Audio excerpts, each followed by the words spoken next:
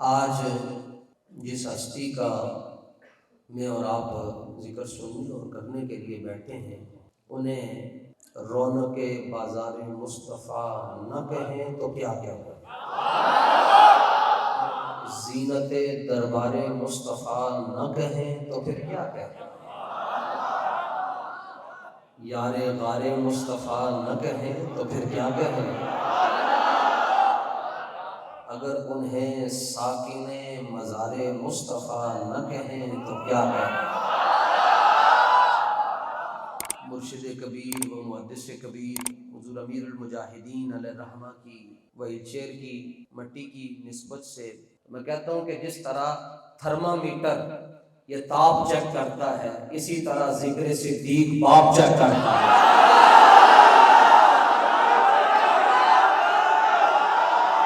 یہ میں آپ کو بتا دوں کہ یہ میں اتنی سخت باتیں کیوں کرتا ہوں، اس کے پیچھے بھی رسول اللہ کا فرمان ہے۔ حضرت مجدد پاک کی یہ کتاب ہے مکتوبات شریف، اور اس کے صفحہ نمبر 84 پر آپ حضور کا یہ فرمان لے کے آئے۔ فرماتے ہیں، حضور نے ارشاد فرمایا، اذا ظہر الفتن او قال البدع وسبت اصحابی فلیظہر العالم علمہ فمن لم یفعل فعلیہ لعنۃ اللہ والملائکۃ والناس اجمعین۔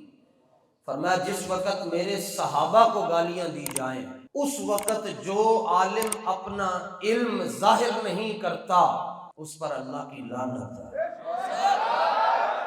یہ رسول اللہ کا فرمان ہے۔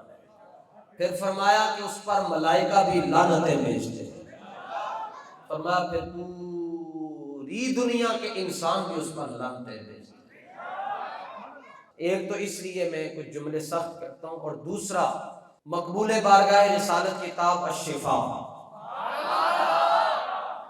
اس میں حضور پر نور صلی اللہ تعالی علیہ وآلہ وسلم نے ارشاد فرمایا، من حافظنی فی اصحابی کنت لہ حافظا یوم القیامہ۔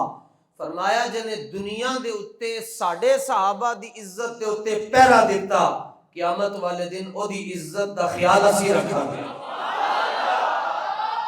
جامع ترمذی کے اندر یہ حدیث ہے، مسند امام احمد بن حنبل کے اندر یہ حدیث ہے، مسند ابو داؤد شریف کے اندر الطیالسی کے اندر یہ حدیث ہے کہ حضرت علی پاک رضی اللہ تعالیٰ عنہ کی بارگاہ میں کوئی آ کر اگر یہ کہتا تھا کہ حضور میں حدیث بیان کر رہے ہیں تو اے میں سرکار کو لو سنی ہے اپنے کنن دے نال، اگرچہ وہ صحابی ہوتا تھا پر مولا علی اس کو کہتے تھے گواہ لے کے۔ وہ کہتا ہے جی جب میں نے سنا میں اکیلا تھا۔ پھر مولا علی فرماتے قرآن چو کہ میں ایک گل حضور کو لو سنی ہے، وہ حلف دیتا تھا جی مجھے اللہ پاک کی قسم ہے میں نے حضور سے یہ فرمان سنا ہے۔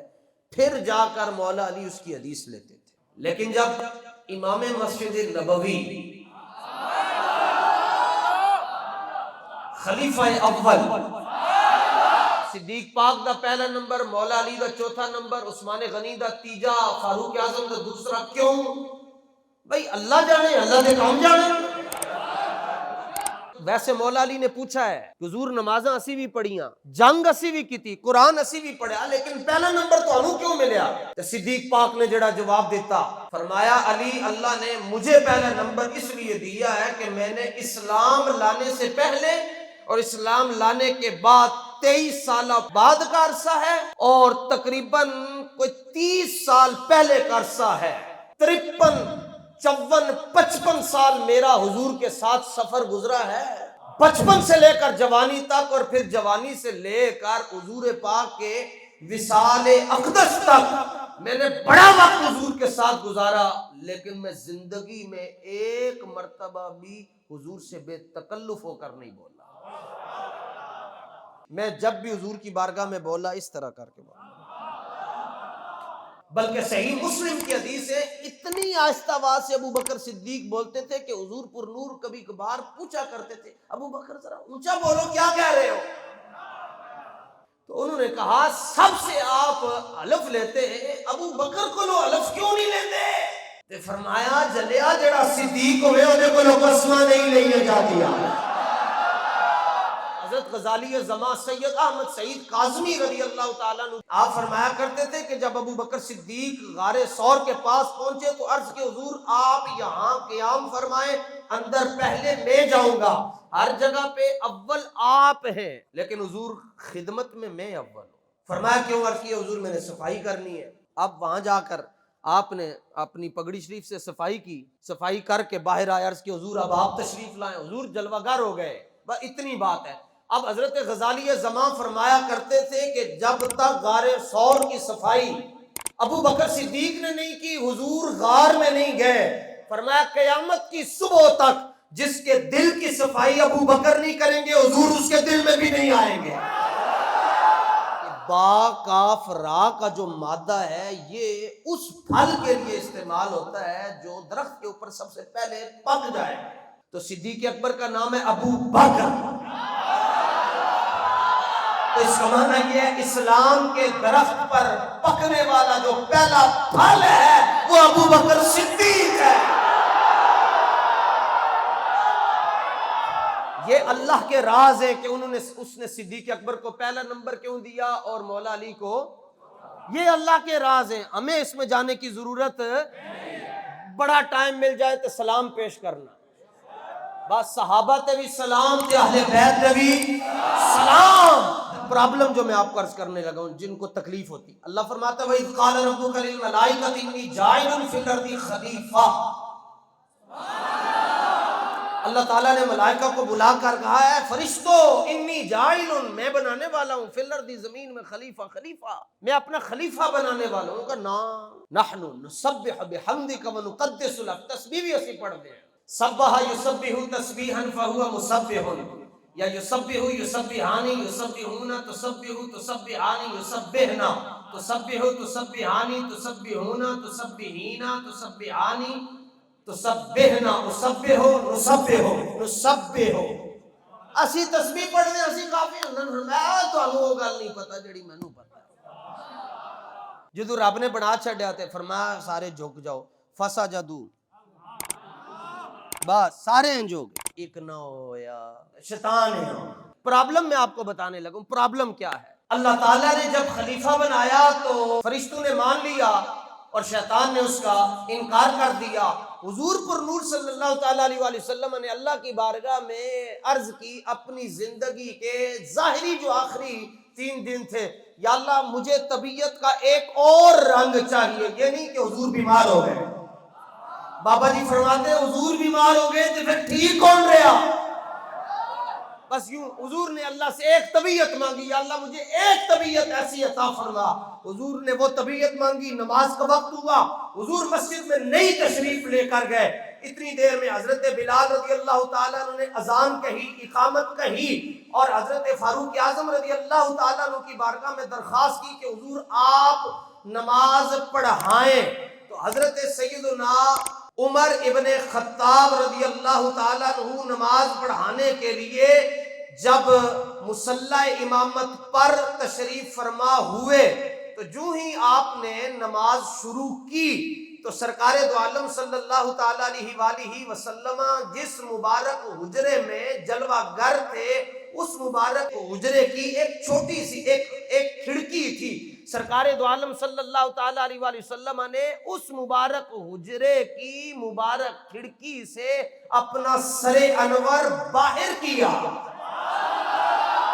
اس کی وجہ یہ ہے کہ جناب عمر مصلی پہ کھڑے ہو چکے اور انہوں نے اونچی آواز سے کہا اللہ اکبر۔ جب اللہ اکبر کہا، صدیق اکبر کسی کام کے لیے گئے تھے، واپسی پر دیر ہو گئی تو سرکار نے اپنا سر انور جب مبارک کھڑکی سے باہر کیا تو دیکھا آواز آ رہی ہے عمر رضی اللہ تعالیٰ عنہ کی۔ تو حضرت امام جلال الدین سیوطی جڑے بابے نے حضور نو جاگدی آنکھاں نال 75 واری ویکھیا، ذرا جلدی کرو۔ تاریخ الخلفاء کے اندر آپ فرماتے ہیں کہ نبی پاک صلی اللہ تعالیٰ علیہ وآلہ وسلم نے فرمایا لا لا لا، فرمایا نا عمر پیچھے ہٹ جا۔ فرمایا رب چاہتا ہی نہیں ہے کہ ابو بکر نے ہو جائے میرے مصلی پہ کوئی اور کھڑا ہو جائے۔ لبیک یا رسول اللہ لبیک لبیک لبیک یا رسول۔ اور حدیث نوٹ کرو جی بخاری کی، بخاری شریف کی حدیث نمبر 7360 7360 میں یہ حدیث پاک ہے، اور راوی حضرت عبداللہ ابن عباس فرماتے ہیں جاءت امرۃ الی النبی، حضور کی بارگاہ میں خاتون آئی، تسألہ شیئا، کچھ منگیا حضور کو لو، نبی پاک علیہ السلام نے فرمایا واپس چلی جاؤ پھر آنا۔ کہنے لگی حضور ان عدت فلم اجد کا، وہ زندگی مبارک کے ظاہری ایام آخری چل رہے تھے، عرض کرنے لگی حضور اگر میں پھر آواں تے تسی وصال فرما جاؤ تو پھر؟ نبی پاک علیہ السلام نے فرمایا پریشان نہ ہونا، اگر تم آؤ ہم یہاں پر بظاہر نہ ہو، فاتی ابا بکر، ابو بکر کو لا جانا۔ میں نہیں ہوں گا، میرا ابو بکر تو ادھر ہی ہوگا۔ فرمایا ابو بکر ہوں گے۔ نمبر 2، دوسرا، اس حدیث میں تو یہ لفظ موجود ہے، فرمایا فاتی ابا بکر، ابو بکر کے پاس آنا، عرض کہ حضور انہوں کو کیوں؟ فرمایا فَإِنَّهُ الْخَلِيفَةُ مِن بَعْدِي، کیونکہ میرا پہلا خلیفہ ہے۔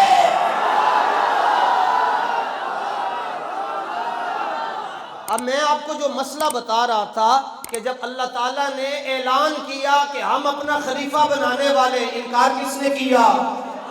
7 مرتبہ امام بخاری حدیث لے کے آئے کہ حضور نے اندر سے ارشاد فرمایا مروا ابا بکر فلیصلی بالناس، کہ لوگوں کو، صحابہ کو کہو کہ مصلی پر کسی اور کو نہ کھڑا کرنا، میرے ابو بکر کو کھڑا کرنا۔ اور صدیق اکبر نے 17 نمازیں پڑھائی۔ کہتے ہیں کیا دلیل ہے؟ میں کہنا صدیق اکبر دی نمازوں تے دلیل ہے وہ کہ مولا علی نے پیچھے پڑھی۔ میں کہا اس تو وڈی دلیل ہے کہ اگر مولا علی پاک بھی ایک نماز رہ جائے ڈبیا سورج واپس آ جاتا ہے۔ اتھے مولا علی نے 17 پیچھے پڑھیاں، کیوں؟ کیونکہ سورج ڈبن تو بعد واپس نہیں آیا، اپنے وقت تے طلوع بھی ہوتا رہا، اپنے وقت تے غروب بھی ہوتا رہا ہے۔ اے سب تو بڑی دلیل ہے کہ صدیق اکبر نے 17 نمازاں پڑھائیاں تے مولا علی نے 17 پڑھی۔ کہتے ہیں ہم انہیں صدیق نہیں مانتے، میں نے کہا تم تو کہہ ہی نہیں سکتے کیونکہ تمہاری کتابوں میں لکھا ہے۔ یہ آل تشیع کی کتاب ہے، کشف الغمہ، ان کی معتبر ترین کتاب ہے۔ اس کے صفحہ نمبر 360 پر یہ بات لکھی ہے۔ حضرت محمد باقر سے کسی نے یہ سوال پوچھا، محمد باقر کے بیٹے جعفر صادق اور محمد باقر بیٹے امام زین العابدین کے، اور امام زین العابدین بیٹے امام حسین کے، اور امام حسین بیٹے ہیں مولا علی، اور مولا علی مقتدی ہیں صدیق اکبر کے۔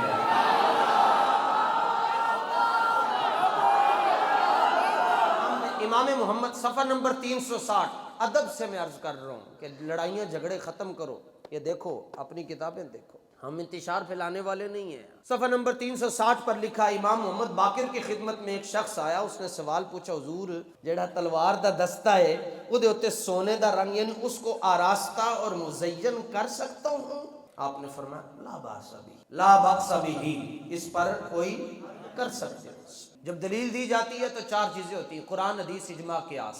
آپ نے دلیل کیا دی؟ امام محمد باقر نے، آپ نے فرمایا بیٹا میرے پاس دلیل یہ ہے کہ قد حل ابو بکر الصدیق رضی اللہ عنہ،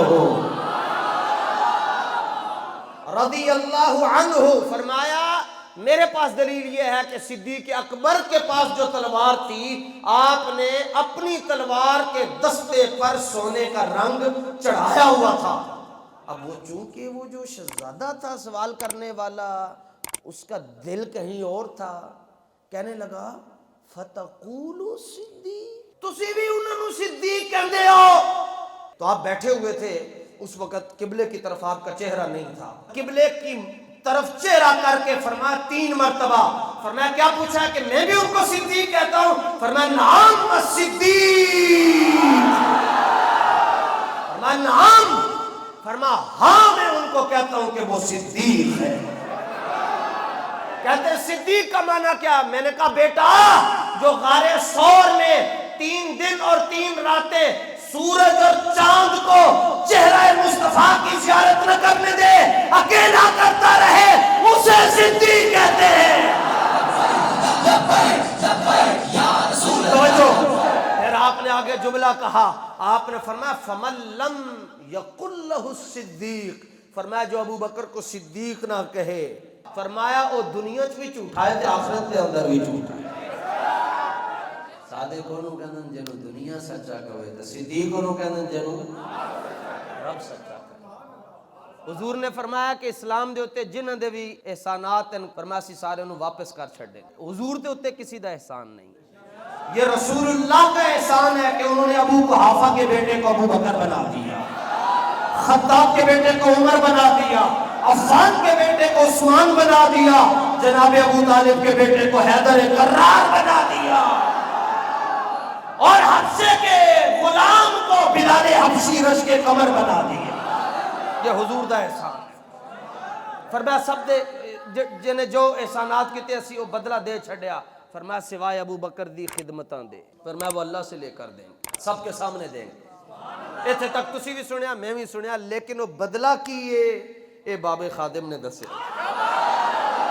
وہ جڑا بدلہ لے کے دیں گے حضور اللہ کو لو، خدمات ابو بکر صدیق کا صلہ جو عالم محشر میں دیا جائے گا، یہ حضرت امیر المجاہدین نے بتایا۔ وہ کیا ہے جی؟ 200 سال تک اللہ تعالیٰ صفت انتقام کے ساتھ جلوہ گر ہوگا، اور 200 سال کوئی بندہ رب دے سامنے دوڑ نہیں چک سکے گا۔ 200 سال تو بعد حضور رب دا جلال ٹھنڈا کرن واسطے اللہ دی بارگاہ چ ابو بکر صدیق نو پیش کر دیا۔ اوتھے پھر حضور کہن گے جے رب نو راضی کرنا نے تے میرے یار نو لے جاؤ۔ ابو بکر صدیق جب اللہ کی بارگاہ میں جائیں گے تو اللہ کا جلال جمال میں بدل جائے گا۔ پھر آواز آئے گی یا جنت والو سلام قولا من رب الرحیم، آؤ سارے میری زیارت کر لو، میرا دیدار کر لو۔ سب اہل جنت اہل اسلام ایک مرتبہ رب کا دیدار کریں گے۔ اللہ فرمائے گا سارے ٹوٹ جاؤ، ابو بکر نو کلے ہو ایک بدلہ صدیق اکبر دے جڑے خدمات ہیں انہوں دے ہوئے گا۔ دستک ہوئی نا جدوں صدیق اکبر دے دروازے تے حضور ہجرت واسطے جان لگے، ساری دنیا حضور دے بوئے تے حضور ابو بکر دے بوئے تے۔ دروازہ کھولو ابو بکر، دروازہ کھولے آگے صدیق اکبر کھڑے، فرمایا سو نہیں رہا اس کی تو حضور جدوں دا تسی کیا سی میں تیار رہنا، میں تیار ہی رہنا ہوں۔ حضور ہے نال 2 سواریاں بھی تیار کیتی ہیں، حضور نے اونٹنی قبول فرما لی۔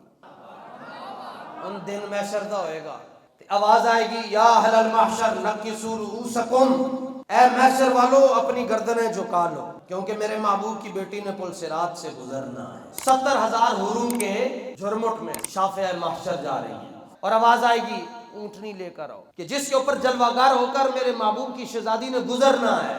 یا اللہ کیڑی اونٹنی تو کتوں لے کے آئیے؟ آواز آئے گی وہی اونٹنی لے کر آؤ جو ہجرت کی رات ابو بکر نے میرے نبی کو پیش کی تھی۔ صلہ مل رہا ہے، اونٹنی ابو بکر صدیق دی ہے، قبول سیدہ پاک فرما رہی ہیں۔ جنہیں گل لکھی ہے وہ قرآن دا مفسر ہے، جنہیں حوالہ لینا ہے پہلے میرے کو 8 سال درس نظامی پڑھے، 9 سال بعد انہوں حوالہ دیا گا، ایڈے ویلے نہیں ہیں جڑا آوے جی حوالہ دے کے حوالہ وہ منگ دے جنہوں چھٹا کلمہ نہیں آندا۔ حضور تشریف لے کر جا رہے ہیں، ایک طرف ابو بکر صدیق ہے اور ایک طرف فاروق اعظم ہے، صحابہ مسکرا رہے ہیں۔ حضور نے فرمایا منظر یاد رکھنا، آپاں قیامت والے دن بھی انجی ہوواں۔ جنت دے 8 بوئے، ایک بوئے دے ہوتے لکھیا صرف روزے دار آؤ، اے نمازی آؤ، اے حاجی آؤ، فلانے فلانے فلانے، ایک بوئے تو ایک گروہ داخل ہوئے گا۔ آواز لگے گی جڑے ادھر ہو انج آ جاؤ، جڑے انج والے ہو انج آ جاؤ۔ سیاستہ دی حدیث سے ایک ابو بکر ہے کہ 8 بوئے چو آواز آئی، ادھر آؤ، ادھر آؤ، ادھر آؤ، ادھر آؤ۔ 8 بوئے جنوں پکار کے آون سونا ایتھے قدم ٹکاؤ، انہوں ابو بکر صدیق کہتے ہیں۔ اور حضور نے خود فرمایا ارحم امتی بی امتی ابو بکر، فرمایا میری امت جو سب تو بڑا جڑا رحم دل ہے وہ دا نام ابو بکر ہے۔ اقبال کہتا ہے دین سراپا سوختن اندر طلب، آغازش ادب و انتہایش عشق۔ آغاز ادب ہے کہ سانپ اور ٹھوئے حضرت ابو بکر صدیق کو ڈس رہے ہیں، لیکن آپ نے اپنے جسم نو ایک واری بھی انج نہیں کیتا۔ فرمایا دھیان کرتے نو پتہ نہیں حضور آرام کر رہے ہیں۔ غار دے اندر ابو بکر صدیق نے ایسا پہرا دیتا کہ کوئی جانور کوئی موزی نہیں آن دیتا۔ حضور نے ایدہ بھی سجا دیتا، فرمایا غاری چو تسی انتظام کیتا سی، مزاری چا سی انتظام کر آنے۔ اور اپنے پہلو میں اس لیے سلایا. سنو، صدیق اکبر کہیں بھی سو سکتے تھے، لیکن مصطفیٰ جان رحمت نے پہلو میں اس لیے سلایا تاکہ روئے زمین کے اندر یہ بات معلوم ہو جائے کہ جتنے اسی ابو بکر نو سوائے آئے اوتے کسی دا تبرہ نہیں آتا، صرف اسلام والے آندا درود و سلام آتا ہے. لبیک یا رسول اللہ، صدیق اکبر کا مہینہ آتا ہے، پوسٹیں چل جاتی ہیں، لوگ صدیق اکبر کو گالیاں دیتے ہیں. ہمیں کہتے ہیں کہ آپ ذرا نرم لہجہ رکھیں. میں کہا جڑا تیری ماں نو گالاں کڈے گا تو نو فروٹ چاٹ کھوائیں گا. پوری دنیا میں فقیر کا یہ جملہ موجود ہے اللہ کے فضل سے. میں نے پوچھا کیوں گالیاں دیتے ہو؟ کہتے ہیں عبادت ہے. اگر تمہارے مذہب میں ابو بکر اور عائشہ کو گالیاں دینا عبادت ہے تو میرے مذہب میں تمہیں کافر بتانا یہ میرے ایمان کا حصہ ہے. اگر تم ایسے کرو گے تو ہم آگے بڑھ کر کریں گے. ایک جملہ حضرت شیخ محقق کا، علامہ عبدالحق محدث دہلوی اور ایک فقیر. شیخ محقق سے پوچھا گیا ایک لائن میں مقام صدیق بیان کریں. آپ نے فرمایا وہ یہ ہے کہ خدا کی خدائی میں حضور جیسا مرشد کوئی نہیں اور ابو بکر جیسا مرید کوئی نہیں. اور ایک جملہ آپ کی دعاؤں سے فقیر عرض کرنا چاہتا ہے، اگر کوئی پوچھے ایک لائن کے اندر مقام صدیق بیان کرو تو میں کہتا ہوں کہ خدا کی بارگاہ میں جو مقام مصطفیٰ کا ہے، مصطفیٰ کی بارگاہ میں وہی مقام صدیق کا ہے. کہتے ہیں کیسے کہہ دیا؟ میں کہا قرآن سے کہہ رہا ہوں، ایک قرآن سے اور ایک حدیث سے. قرآن کہتا ہے قد نرا تقلب وجہک فی السماء، فرمایا حبیب جب آپ نماز پڑھ رہے ہوتے ہیں خدا آپ کو دیکھ رہا ہوتا ہے. اور حدیث بتاتی ہے شفا شریف میں حضور کو سب سے زیادہ خدا نے دیکھا ہے. شفا میں حضرت قاضی یاز مالکی لے کر آئے کہ صدیق کو سب سے زیادہ مصطفیٰ نے دیکھا ہے. مجلس میں کوئی بھی بیٹھا ہوتا لیکن مصطفیٰ کی نگاہیں ابو بکر کی طرف ہوتی تھی. رب مصطفیٰ کو دیکھ کر خوش ہوتا ہے، مصطفیٰ یار غار کو دیکھ کر خوش ہوتے ہیں. کوئی کتا میرے ابو بکر کے خلاف بھونکے اس سے پہلے سوچ لینا کہ جدوں بچیاں نو اسی کندھیاں دے اوتے بٹھاندے ہاں تے بچیاں دے ہاتھ ساڈے سر دے اوتے ہوندے تے جدوں صدیق نے حضور نو کندھیاں تے بٹھایا حضور دے ہاتھ ابو بکر دے سر دے ہوندے نے. مانا ہے وے اوے ادھر پہنچن تو پہلے دھیان کرنا پیچھے بڑے تگڑے ہاتھ نے. لبیک لبیک یا رسول اللہ، لبیک لبیک لبیک یا رسول اللہ، بڑے تگڑے ہاتھ.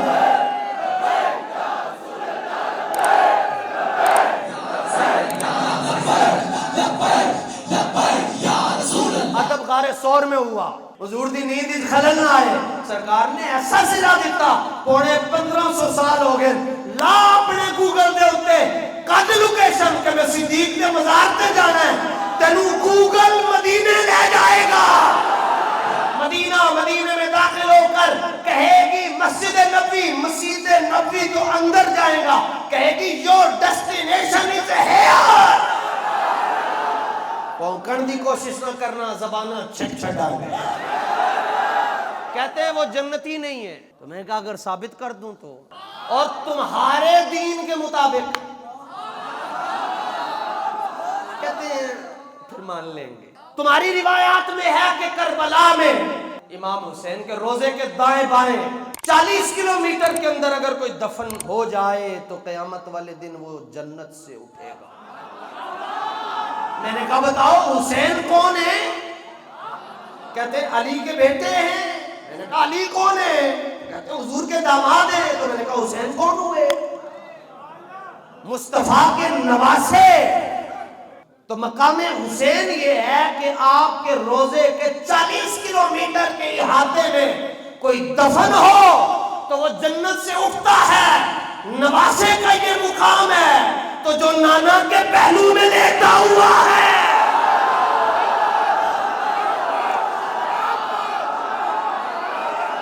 جو نواسے سے جڑ جائے وہ